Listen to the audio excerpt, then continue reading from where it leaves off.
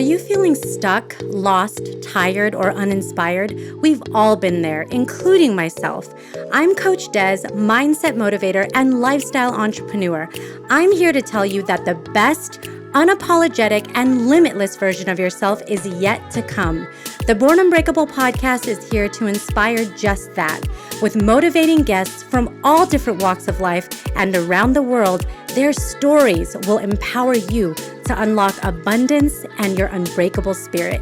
Do you need accountability? Reach out to me for a free consultation of how I can support you in reaching your maximum potential. This episode is brought to you by Sherpa Way Marketing. Are you a business looking to gain greater visibility online through search engine optimized content? Maybe you need effective ad campaigns to kickstart or bolster traffic to your website. Sherpa Way Marketing has seasoned experts that are bilingual in English and Spanish. Let them take the guesswork away and enhance your brand positioning with their comprehensive marketing services. Go to sherpawaymarketing.com. That's SHERPAWAY marketing.com to schedule your free 45-minute consultation today. Welcome to another episode of the Born Unbreakable podcast. I have an amazing Born Unbreakable guest today, Jeff Leisawitz. No, really Leisawitz, but in learning to pronounce his name, I just added that flair because it has a little pizzazz to it. It has some pizzazz, exactly. It has that little extra, Yeah. Do you want some sprinkles today? Because Absolutely. we could throw that on there. That is the mood that I'm in today, is just a little bit of extra. Some A little bit. sprinkles. It's okay. Put a little extra in your coffee, Bring the sprinkles. Bring the Yeah. sprinkles All on right. your pastry, or go ahead and add the avocado to your sandwich today. Just get a little crazy. It's great. It's you know what I mean? Just saying. Okay. Well, I'm excited, and I think the reason is because Jeff is a creative, and I think it's important for me as a host to create an environment and an energy that allows for that creativity to just thrive. That's the reason for my extra pizzazz today. But Jeff is many things. He is a life coach for heart-centered humans and creatives. And on top of that, he's a musician, a producer. He does this little thing called filmmaking, because he just has so much spare time and things. But this is one of the favorite things that I've learned about Jeff is his book, and it may be the best book title that I ever have seen. And if anybody who listens to me, whether you started listening to me recently or in the past, you know that I'm an avid book person. I like downloading books. I love listening to books. I love learning about different books. And Jeff's book is called No Fucking Around, the No Bullshit Guide for Getting Your Dreams Off the Ground. Yeah. It doesn't get any more direct than that. I love it. Yeah. Yes. Jeff, welcome to the Born Unbreakable podcast. Well, thanks for having me. I'm loving being here. I'll bring the sprinkles. I got some avocado in my pocket. It's all good. Avocados. You have your awesome blue necklace on. Mm-hmm. I hope you're watching on YouTube, because I think that just makes it more fun to actually see us talking. But it's okay. If you're listening, we will keep you just as engaged if that's the way that you want to take this in today. But so I know you're a creative and a musician and all these amazing things that I've said, but how did it all start, Jeff? What's your story? Were you just born out of the womb, just with all this creative as Lady Gaga once said, I was born this way. And it's kind of true. When I was a kid, I was sort of like the weird friendless kid, this imaginary worlds all over the place. And I turned on to creativity when I went to summer camp. This is way back in the late 70s. I was a little kid. And Every night after dinner, they had something called free play, which was time for people to, just hang around and do whatever. So I would sit under this tree about 20 or 30 feet from an empty cabin. There was this empty cabin this one summer, and this counselor brought up a drum kit, a stereo, and a couple boxes of 70s records. So he would sit there on the kit and play to these records. And this is like, you know, Zeppelin, Billy Joel, Tom Petty, Bowie. This is like awesome tunes. And I would sit outside. I'd be like, whoa, what's going on in that cabin? And then one day this guy comes out, and he's like 20 years old or something. And he's like, hey, kid, come here. I'm like, get up there. And he's like, you want to come in and check this out? Like, yeah. So I go into this cabin. It's an empty cabin, drum set, stereo, me and this guy. And he puts on the Who song, Won't Get Fooled Again, which is, if you know that song, it's a major rocker. And this guy just pounds the hell out of the drums. And my little 8-year-old heart explodes. I'm like, damn, music is a thing, right? And from there, it just, kind of expanded. A couple years later, I'm in high school. What do you want to do with your life? Young man, like, be a rock star, which of course was not what the parents, had hoped for. But, since then, I've done all kinds of stuff around the creativity. Tons of music, won a big award, Best Independent Electronic Artist in the World, thousands of placements on film and TV. I now teach songwriting at a college, all this and that. And I'm also big into the coaching aspect. I've always been like, how can I become better? How can I do, not just better, but happier and more aligned with my truth and all this and that. So, I started practicing something years ago called NLP, neuro-linguistic repatterning. And from there, it kind of morphed into coaching. So now, like you said, I coach what I call heart-centered humans, somebody who's got like some real truth and connection to themselves, or wants that, as well as creatives. So that's a super fast version of my story. I love it. I wish you were my music teacher. I would have loved to be your student. What do you play? That would be fun. Well, I played the flute. So it was, but I played the flute, but I loved listening to like the saxophone and the drums. Like I feel like today, if somebody said, all right, pick an instrument and just like, let's do this, and you want to learn, I would pick the drums. There's just such something about the drums that brings that rounds out the rhythm. And that's what people remember, is like that when they'll listen to a song, they'll know the beat of the song. They'll probably screw up the words, because most of the time, people do. They have their own rendition of it.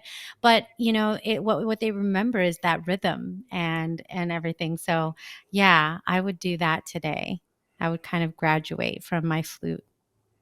Well, go for it. Get a drum kit and start rocking. I know. Oh my gosh, that just sounds so fun.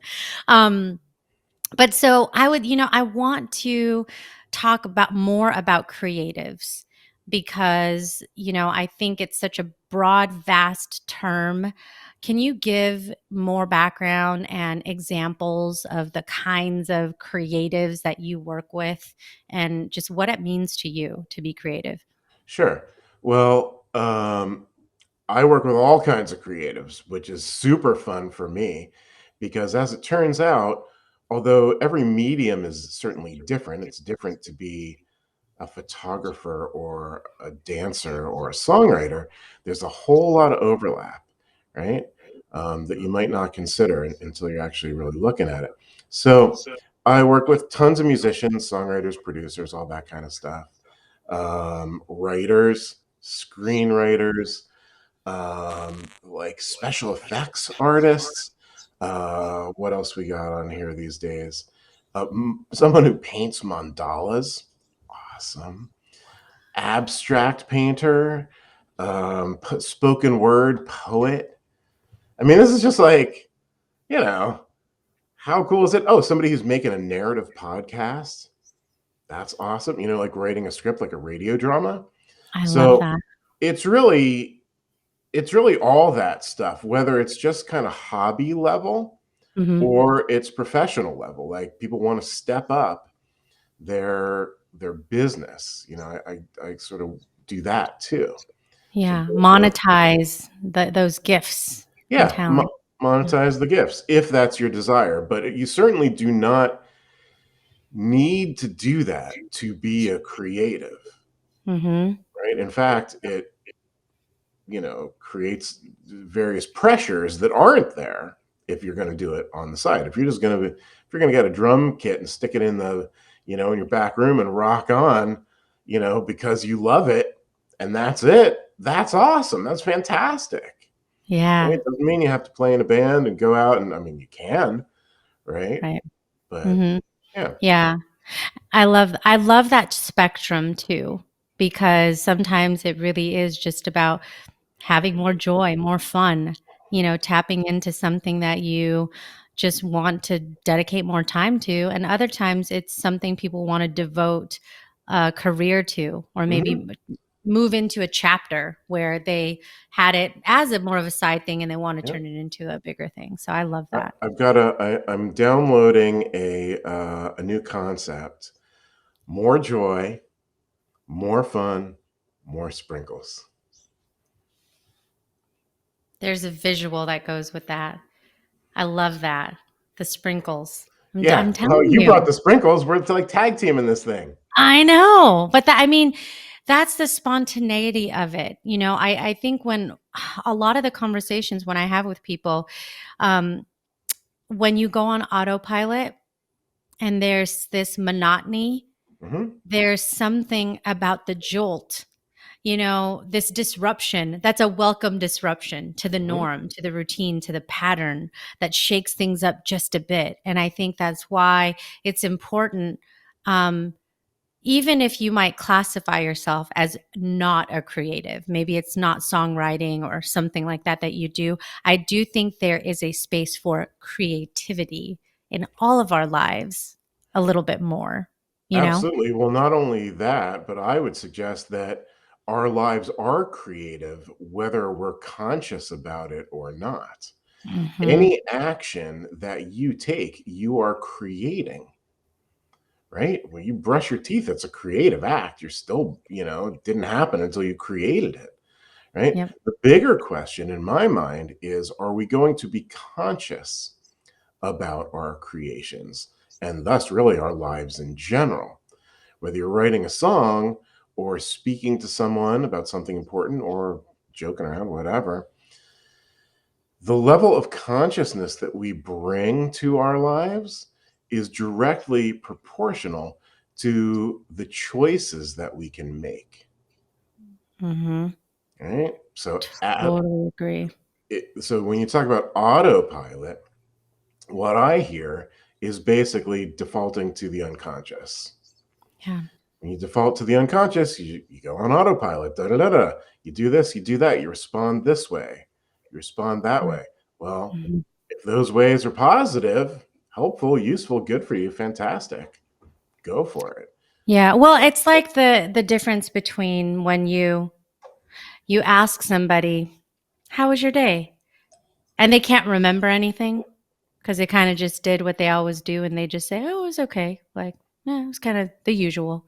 Mhm. Versus, "Oh my gosh, I woke up this morning. I had the best breakfast. Then I did." I mean, it's there's a difference in actually experiencing each moment, and even the shitty parts. I'm not saying like every single moment is just this is sprinkled, with the joy. Sometimes it's something sad or something that triggered you, something is emotional, something that moved you, and it brings you to a different place. But it's being present enough where you can engage with that experience, that moment, to make a decision about, how you're going to react, what you're going to do. And I think that's an important part. I think the reason I have so much admiration for people that spend much of their energy in a creative space is because being present is something they're so good at. It's required. It's required. Mm-hmm. Is Yeah. being in the moment. One of the things that you talk about, and I love about if you go to Jeff's website, which I'll make sure to put in the show notes, you could see he has a lot of videos, and he has a video introduction. And one of the things you mention in there is getting out of your comfort zone. It's nice and cozy It's so and just cozy. comfy, and just it's like a little snuggie in there. But one of the things that I love that you say is that you don't grow in your comfort zone, Mm-hmm. And so what has that looked like for you? What are some of those moments that you had to break through for yourself, and how has that helped you when you're helping other people to do Sure. that too? Okay, so let's first define the comfort zone, or as it may henceforth be called, the snuggie zone. Des likes that.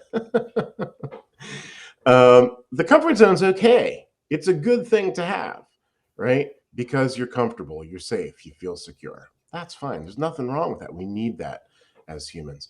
The problem is when we stay in the comfort zone too much or all the time, because you cannot really grow when you're in the comfort zone. Growth requires some level of discomfort. So the way I like to think about this, and Jeff's 3-step plan here on the comfort zone, is imagine like a circle. Like, you draw a piece of paper and you got a circle, right? And then in the middle is you're the dot. That's your comfort zone surrounding you. You're comfortable, you're all snuggy up in there. That's great. Sprinkles and everything. So to step out of the comfort zone, some people like to step out like 20 miles out of the comfort zone. And that is very, uncomfortable.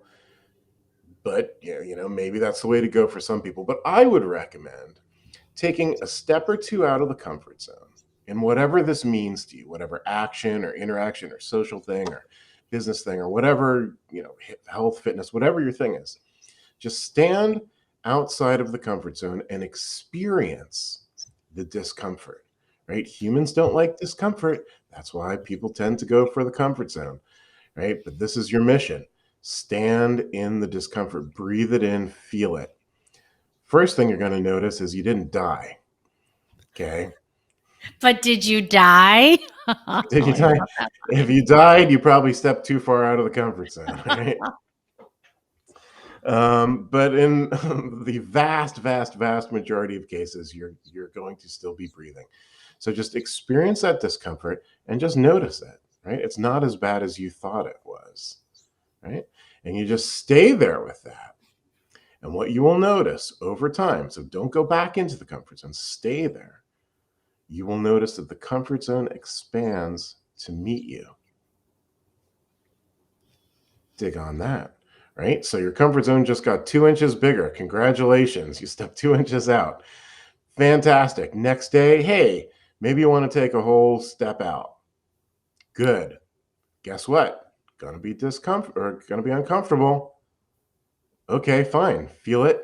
You're still alive. Bam. You do this consistently, and what you're going to find is your comfort zone continues to expand, and you feel comfortable in it. Thus, you are growing and expanding your entire life. Your comfort zone is essentially, the core, the sort of touchstone of your life. So the first time I ever taught one of my sort of like coaching workshops, I was freaked out. It was way outside of my comfort zone. I mean, I was in like a full-on sweat. Oh my gosh. You're like, this deodorant isn't working. Deodorant isn't working, that's the whole thing. Yeah, the whole 9 yards.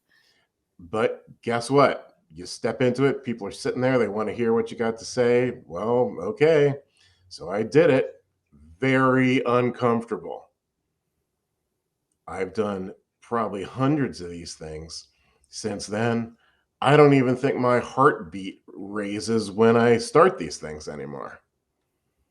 Right? Because the comfort zone expanded to meet me, right? It was scary as hell in the beginning. But now it's like, okay, cool. This is exciting. This is fun.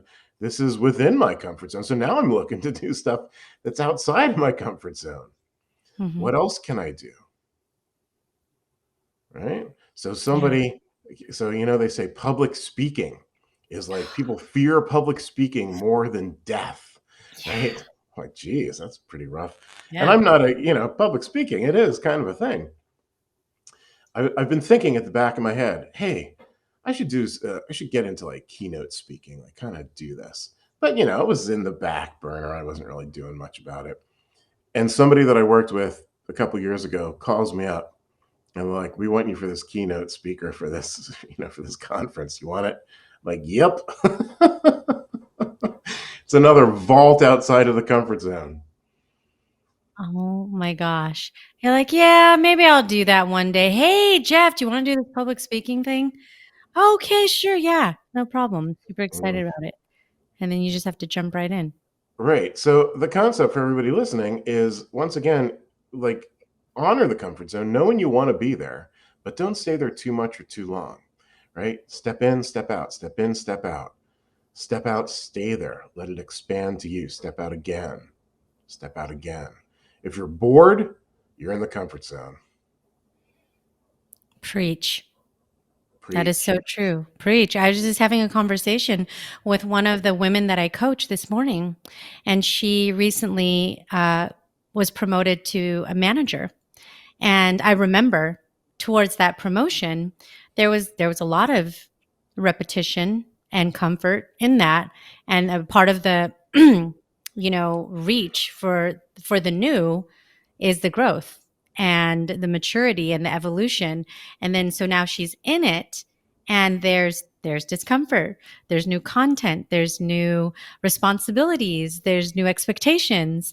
And we talked about that, of this feeling of being either on a far end of the spectrum, like a complete fish out of water, boredom, where you don't feel like you're challenging yourself, and then that somewhere in between, where that little bit of discomfort is actually excitement, Mm-hmm. because you're getting into some new territory, you're pushing yourself, and you're thinking about how to do the same for the people around you. What are things that you can do to inspire and influence them to do the same? And then you're all growing together. All of a sudden, this circle is becoming so much more expansive, like you said, because when you describe that visual, I'm picturing this circle and you as a dot in the middle, and all of a sudden this circle just continues to get bigger and bigger because you're expanding, gradually into these new experiences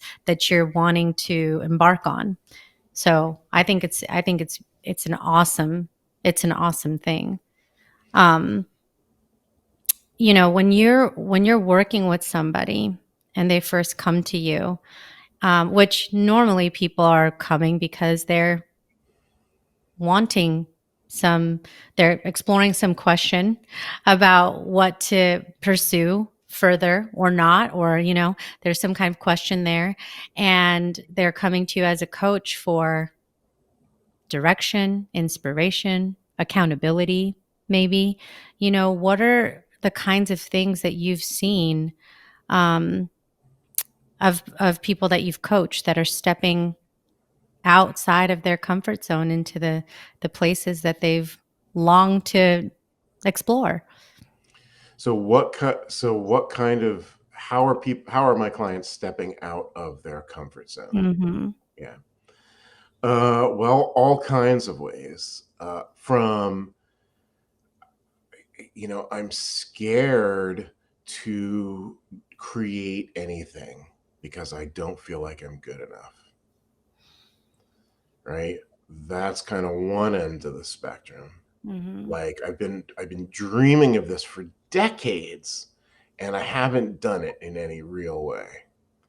Right? So you got that, and then you move across to a different sphere, and it's a creative who has been successful in their thing, and they know what they're doing. They have that kind of confidence, but they really want to step it up significantly, which requires financial commitment, let's just say, requires a whole other level of thinking about their business, stuff like that. And then everything in between. Yeah. Yeah. Yeah. But it's that first step, isn't it? Well, it's the first step. And the first step really is always the why. Why do you want to write that short story that you've been thinking about since college? Or why do you want to step up your business and put yourself at risk financially when it's going all right as it is? Things like this. So we really, when I coach people, we really get into the why. The why is what drives us. And if you don't really understand the why, you will never be fully aligned between your head and your heart and all of your energy.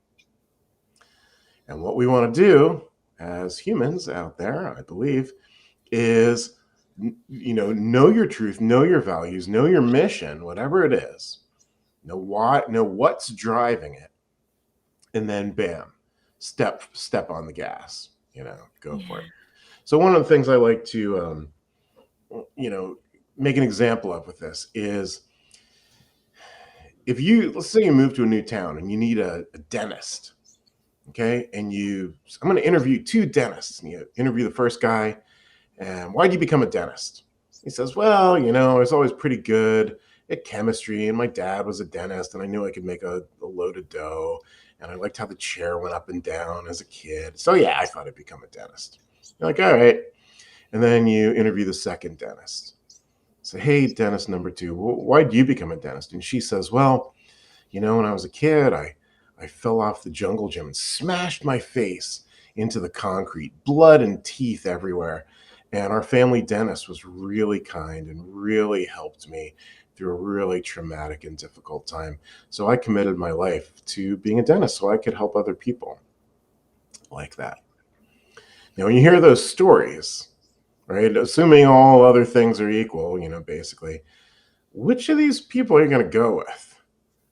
I'd choose number 2. Exactly. And this, this translates into all kinds of stuff. I'll take it into songwriting and music performance. You've got your basic song on the radio, and your basic pop star. And you know what? He or she can sing all right, and the song's got a hook, and it's certainly in tune, and all this and that kind of thing. Most of these songs are going to disappear from the public consciousness very quickly. That's the one-hit wonder that you've heard so much about. And I believe that is mostly because most of these songs are not created from a point in the artist of real depth, right? Real truth, really knowing their why. Flip back about 50 years, and Aretha Franklin gets on the microphone. And yes, she definitely has the pipes, but there's plenty of people who can sing. Okay, and she gets up there, and in some recording studio somewhere, she's like RESPECT, right?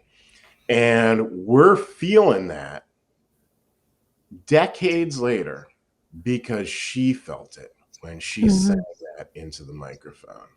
How much racism and sexism and all kinds of bullshit, Lord knows, she had experienced, and she summoned that and put it into that song, into that moment, right? And we feel that, and we will always feel that. That is so true. It's different. That's heart-centered. Yes. You're, talking about the kind of people that you like to work with. And it just, that emanates so much more. All these artists came to my mind when you talked about her. I mean, I think about Michael Jackson and the Jackson 5. I went to, I live in Las Vegas, and they have a lot of, there's a tribute show that they have here. And it's It's called the Evolution. And so there's the big show that they do at Mandalay Bay, the Michael Jackson 1 show. And then this Evolution show is at this smaller theater. My cousin is a dancer and a choreographer, so he's in the show. And I always like suggesting it to people, and I get to see him dance, which is pretty cool. The last time that I went, one of the Jackson 5 brothers, Jackie, was in the audience. Wow. Just recently. This was like a couple weeks ago. And I'm like, holy shit. Like, that's badass, right? He's here and he's watching people do his music. Like that's not nerve-wracking. Is that nerve-wracking? I mean, that you're doing this person's music decade upon decade upon decade ago, and it's living right now. To the point where other people want to sing it, they want to hear it, they want to dance to it, but there's such a legacy there. And so I totally understand what you're saying, the difference between, having that story that people so connect to over and over and over again versus, the person that's just like money focused or, focused on other things besides the heart of it. Well, our brains as humans, we have such big and beautiful brains, right? But they get us into a lot of trouble, as we can see from the state of the world and perhaps the state of, the state of our lives, right? Mm-hmm. So we tend to forget that our hearts are a huge part of who we are, but this culture kind of tends to tamp that down. Right. So we end up rationalizing and going with the culture and going with marketing messages and family messages and like all that kind of stuff that gets into our brain and then kind of loops around. So I believe it's extremely important to try to tone down your amazing brain, use it when it's appropriate, but tone it down to get into your heart so that you can use it to guide you and energize you so that you can point that brain. It's like the heart is like the engine. Yeah. Right? The brain is like the steering wheel. Right? So the engine needs to be fueled with its truth. And then you align the brain with it, and that's when you get a cool world. That's magical. That's where the magic happens. So, Jeff, what was the catalyst for writing your book? How did it all come about? How did it all happen? Well, as it turns out, I've been a creative, as I, mentioned in the beginning, ever since I've been a kid. And I have banged my head against the wall, both externally, in the, in life and career, whatever. Literally, figuratively. In every way. Any wall that there is, I've banged my head against it. And there has been blood, believe me, right? Thus, I wanted to write a book that could help other people bang their head against the wall a little less. Like, this is the book that I wish I read when I was 20.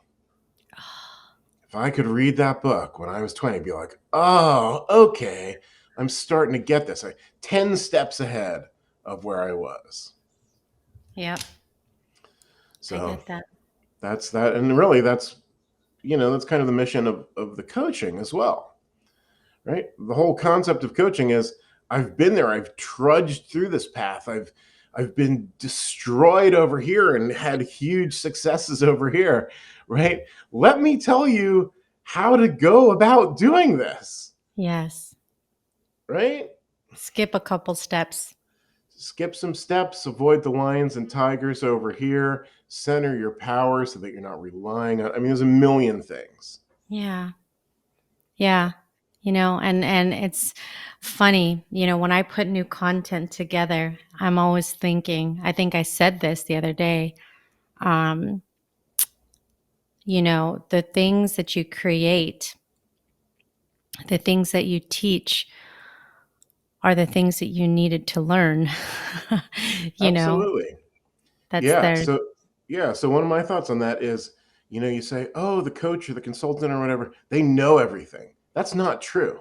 sorry, I hate to break it to you, general public, but what is true is these people who are good at this and committed to it, they are committed to learning and growing in that field. Mm-hmm. Right? They don't have all the answers, but they're committed to finding them. Yeah.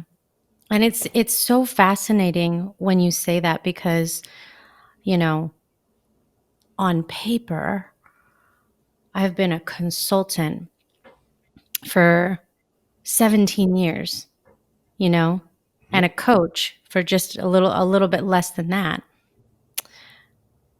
I have more questions today than I ever did before. So as the further I go along, the more questions I have, the more curious I am, the more I realize how much more there is to learn and discover and explore. And so there's not a destination. There's just this desire to explore just deeper depths of things and go to, like you said, farther places. Absolutely. And that curiosity is what drives the expansion and the growth. Mm-hmm. Right? So like our good buddy Tony Robbins likes to say, ask better questions. And that's what it is all about. That's really what it is. If you ask questions that point you towards the negative, guess which direction your mind's going to go? Negative. It's bound to happen. If you point questions towards positivity, possibility, optimism, growth, expansion, well, guess what's going to happen there? Your answers are going to, even if they're crappy answers, they're going to match that direction. Mm-hmm. And if you keep asking questions, keep learning, studying, thinking, feeling, you're going to step more, further on that path. There's just so many questions, more and more. When I was working at one point in Denver, Colorado, I volunteered for this nonprofit called Colorado Youth at Risk. I had no idea at that time, years ago, that wouldn't have been the place that I thought of that had at-risk youth from high school. Their dropout rates were bad, and I was like, oh my gosh, really? Like I don't know. For some reason, I just wasn't aware. They did this exercise with the youth, like high school age, and where they would, almost similar to your circle exercise, draw a circle and kind of write everything that you know inside the circle, and outside of the circle, put topics that you don't know. You kind of know of them, but you don't really know about them. Science, astrology, just there's all kinds of stuff that's outside of that circle. And the exercise, the point was to help people understand that you don't know what you don't know until you step out and start to discover that. And these youth, they only knew the construct that they grew up with, and oftentimes they were put in positions where they had to basically be an extended parent, as a teenager, had to work. And so things like college or more creativity was not in their sights. It wasn't really their focus. So then they would do this retreat, and they would take all the technology away, which was, of course, devastating. And that was back then, so I can't even imagine what that would look like today. Mm-hmm. But they take all this technology away and force people to be with themselves, which is like the most terrifying thing on the earth, right? Because when your attention is focused everywhere else, it's fine. But all of a sudden, when the camera's on you, now you have to be with yourself, and you don't have any distraction with the cell phone and that kind of thing, then you're left to your own devices of what do I want in life? What do I like in life? What do I enjoy in life? And all these questions that they have to help expand all the things that are outside of the circle. So it's kind of like a deeper way to investigate that. But I thought it was fascinating to see an organization do that with young people and related to the education system, because it wasn't it wasn't a part of like the curriculum. This was just a total separate thing, that it was more like life lessons. And kind of to your point of why you wrote the book, I think that's why people create these things, is because it doesn't exist. And you have every opportunity to put into creation the things that you could have helped you. Yeah, absolutely. It's amazing. Yeah. But I would love to know, Jeff, what about now? What are you working on that you're excited about right now? Or is there anything in the works that you would want to talk about?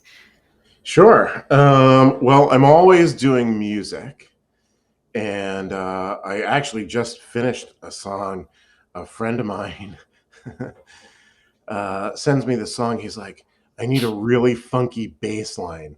You want to do it? I'm like, yeah. Sign me up. Thank you. Sign me up. So I just spent the last couple days working on this amazingly funky bass line. The song's already done. It just needs the bass. He wasn't happy. So you were rocking out these last couple I days. was more funking out. Yeah. You were funking out. Yeah, That's funking out. sprinkles. Funking out with the sprinkles. Yeah, sprinkles all over this thing. Yeah. That's amazing. Yeah. So there's a timeline. This is going to come out, your friend's song? Yeah, I suspect. I don't, I kind of just passed it back to him. It's his song. He'll do what he wants, but it'll be soon enough. Yeah. So that's going on. In other music stuff, I'm doing something that is rather unexpected for a guy like me. So I've done cover songs before, right? Covering other artists' songs. In fact, my most popular album is electronic versions of U2 songs with female singers. You like U2? That's awesome. Yeah, dig it. My band is called Electron Love Theory, and there's a bunch of records on there. One of them is, you'll see it, U2 songs. And it's had over 1 million plays. I mean, it's got different female singers on each song. It's really cool, I think. That's creative. That's really cool. So that's pretty cool. But this new song I'm working on is a Taylor Swift song. What? What is this guy doing Taylor Swift songs? Well, on her album Folklore from a couple years ago, which is a really great album, she has one song that just completely blew me away called Invisible String. It's about fate and destiny in love, essentially. Yeah. I'm like, whoa, this girl's tapping into something here. So anyway, I'm doing an electronic cover of Taylor Swift song.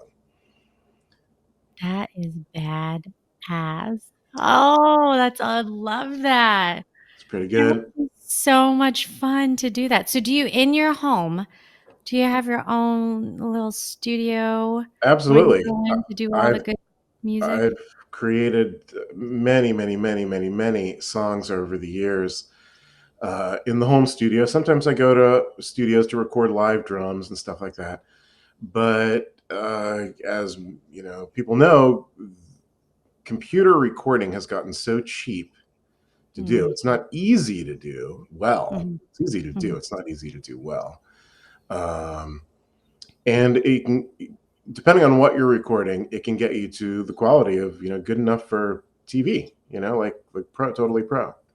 So I've had thousands of songs that I've produced here in my place on film and TV shows all over the world. I actually just got one on The Young and the Restless. What?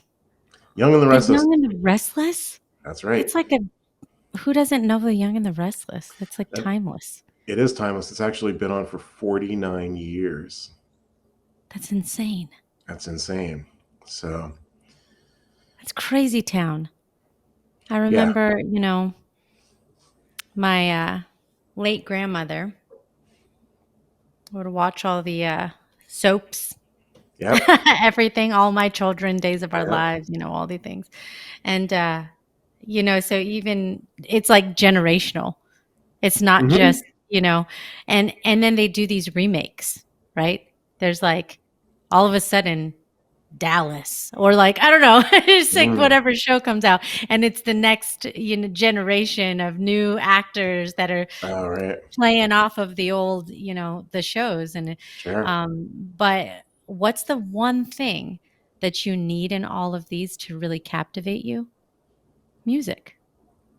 Can you imagine watching a movie without the crescendo of music when you get to the peak of the falling in love or the heartbreak or the, tragedy without the music? It wouldn't It would be the stink. same. It would be Yes. terrible. Yeah. So Music amplifies emotion.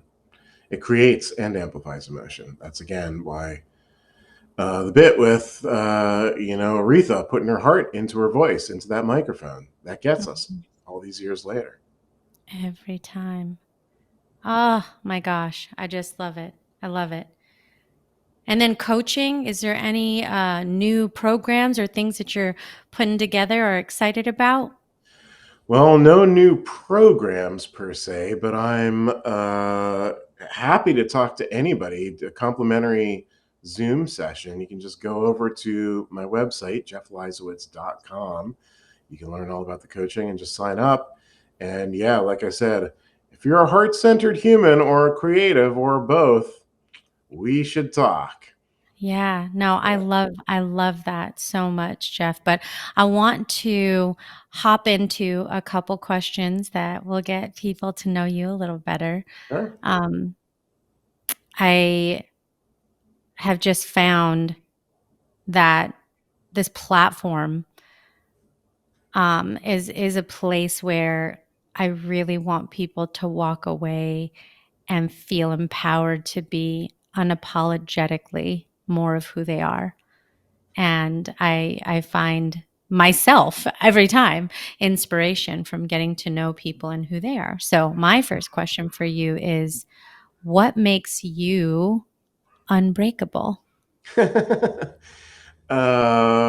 Resilience, you have to be willing to be flexible in your thinking, your desires, your actions, your reactions. If you're Yep. too tightly wound, you will break. Amen to that. I think we all hopefully got a little bit more resilient through this pandemic here, whether it was intentional or maybe a bit, pushed, because it's uncomfort, right? It's discomfort. That was definitely getting out of our comfort zone with this. What about your bucket list? What is something that you have on your bucket list? Mm-hmm. Well, I've made a bunch of short films, right? And that's awesome. But I want to make a feature length film, and from one of my scripts. And this is, if you're not into filmmaking, you may not really understand what a complex creative process it is to direct a film. It, like, you're creating reality within the story, from the music to the actors to the words to the lighting to the camera movement. All these things have to work, and I would love to do that on the level of a feature film. And by the way, the story, the script that I would prefer to do this with, is a summer camp story. Oh my gosh, you're taking it back. Taking it Jeff, back. you're taking it back to the young years. I love Mhm. that.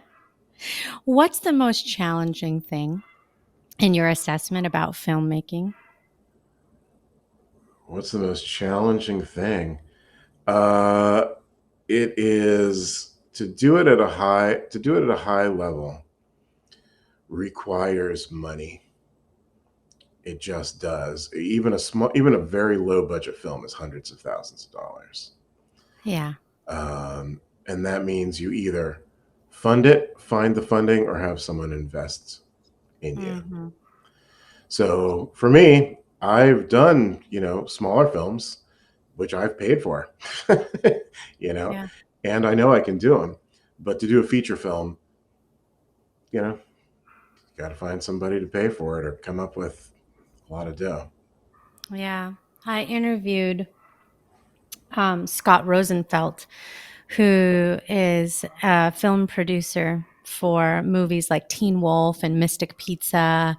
And he talked a lot about in the independent space too, just like the amount of money and also just going to different places to film because it's cheaper. So he actually has done a lot of work. I would love to connect with him and see the other things he's working on now, but he'll work in the Philippines and other Mhm. places just to be able to, do more, with your budget and everything. So, yeah, I mean, I can imagine that that part is not easy to do. Um, but I want to ask you about self-limiting beliefs. What is a self-limiting belief that you've had to overcome? I'm not good enough. That's the biggest one. And we all have it on some level. Um, how do you get past that? It's just like the comfort zone. You do something that is hard and you succeed or you fail. Doesn't even matter. It's actually better if you fail because you find that you're still breathing. You stand up, you lick your wounds, you ask every question you can about why did this not succeed in the ways you wanted it to, and then you do it again. You keep doing that and doing that and doing that, and you'll eventually know that you can do the thing. So, like I said, yeah, I've done these small films, cheap, independent, whatever. I've had a lot of challenges doing those. If somebody gave me $5 million and said, go make this summer camp movie, I fully believe I could do it. I know I can do it. And I know I can do it well. Yeah. But that's so true. It's, one foot in front of the other, One one foot, step at a time, one step at a time. one Yeah. step at a time. But yeah, I think we underestimate ourselves quite a bit. And that not enoughness is so pervasive. Mm-hmm. It's something that as a human experience, the human condition, it's something that, like you said, we experience. And I think in community is another way for us to be able to grow and get past that. Mm-hmm. Jeff, what about a superpower?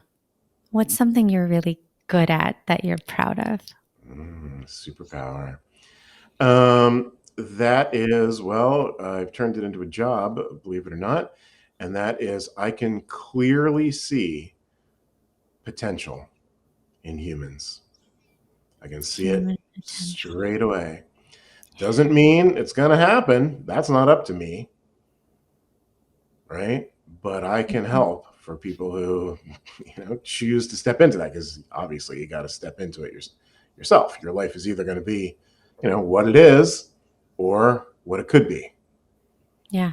right? Oh, that's true. So yeah, I've always had this. It's very weird, and that is why I do this. I love it. I'm glad you're doing it.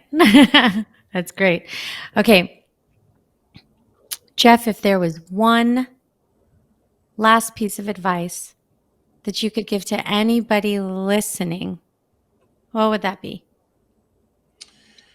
I'm going to channel a logo from a sneaker company and say, just do it. Just do it. Whatever It's like, it is, if you are feeling compelled to step forward in any way, which by the way is built into us as humans, right? Uh, honor that. Be true to it. Know the why, understand the why, and then step forward. Step out of your comfort zone and step forward towards that truth and that goal. Just do it. just do it. It's brilliant. Sold a lot of sneakers too. Just saying, keep it simple, then, people will get right to it. There's Mm-hmm. no confusion in that. Mm-hmm. But I guess the most important question that I want to ask you is, how can people find you? Where Yeah. can they reach you? How can they connect with you? Well, if you'd like to connect with me in book form, you can go to Amazon, and if you can spell my name half right, you can get the book. But you probably want the live experience. It's so much more dynamic. There's sprinkles everywhere. I mean, come on. Come on. So click on over to jeffleisawitz.com. Like Des says, there's all kinds of videos, a million blog posts, all this and that.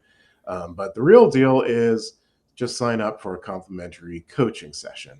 And then we can talk on the Zoom and figure out how I can help you rock it up, Rock forward. it up the Zoom. See, that's what this, I mean, this whole thing, extra sprinkles. This isn't just the ordinary. It's not Why just, have ordinary when you can have extraordinary? I love it. You're so Come quotable. Dig on. it.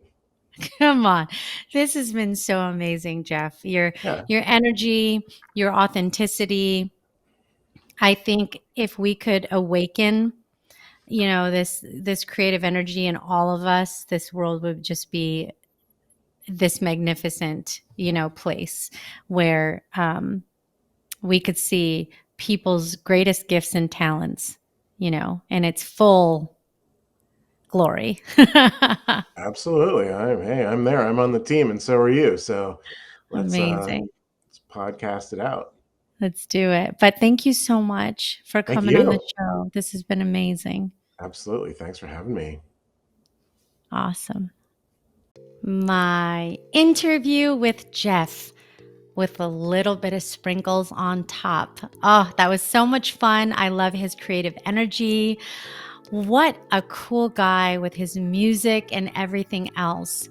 The thing that really stood out to me today in my conversation with Jeff is this idea, this concept of getting out of our comfort zones.